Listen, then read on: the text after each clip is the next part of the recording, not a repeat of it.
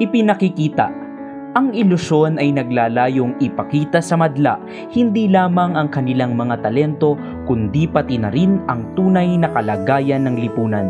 Sinisigurado nilang ang bawat malikhaing pagtatanghal ay makapagbibigay aral sa bawat manonood at aantig sa kanilang mga puso't isipan. Ito ang magsisilbing daan upang maging mulat ang mga manonood sa mga pangyayaring nagaganap sa kanyang paligid.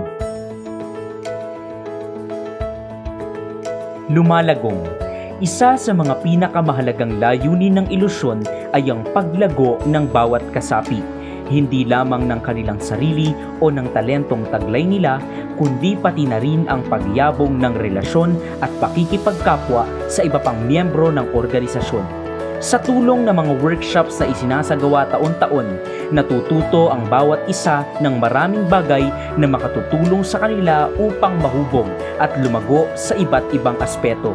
Kaya naman ang ilusyon ay hindi lamang matatawag na isang organisasyon, maituturing din itong isang pamilya. Sining.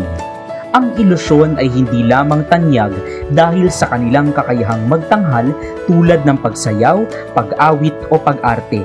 Ito rin ay tahanan para sa iba pang sining na taglay ng isang mag-aaral tulad ng pagsulat ng awit, pagsulat at pagbigkas ng tula, paggawa ng mga malikhaing kagamitan at iba pa.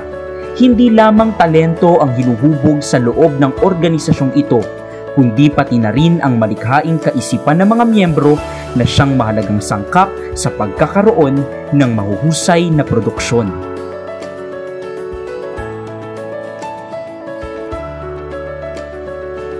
Yamang Obrang.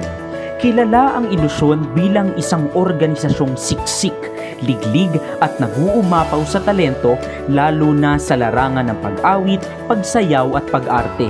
Sa organisasyong ito, hindi lamang nililinang ang bawat isa upang maging mas mainam ang kanilang pagtatanghal. Layunin din ito na maturuan ang bawat kasapi kung paano mahalin at kung paano magkaroon ng paninindigan sa kanilang mga ginagawa sa loob at labas ng tanghalan.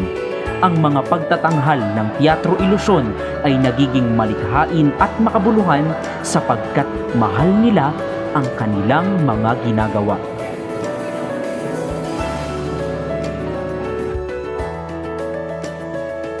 Natatangi. Ang ilusyon ay kinilala na sa iba't ibang larangan ng kompetisyon.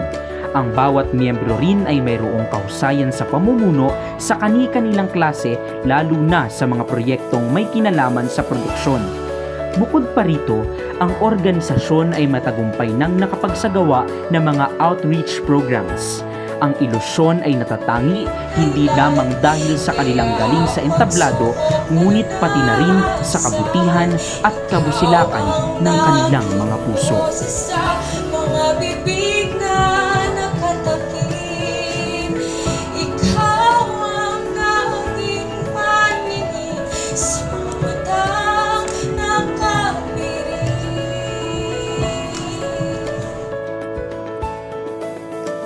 Ito ang ilusyon, isang organisasyon, isang pamilya.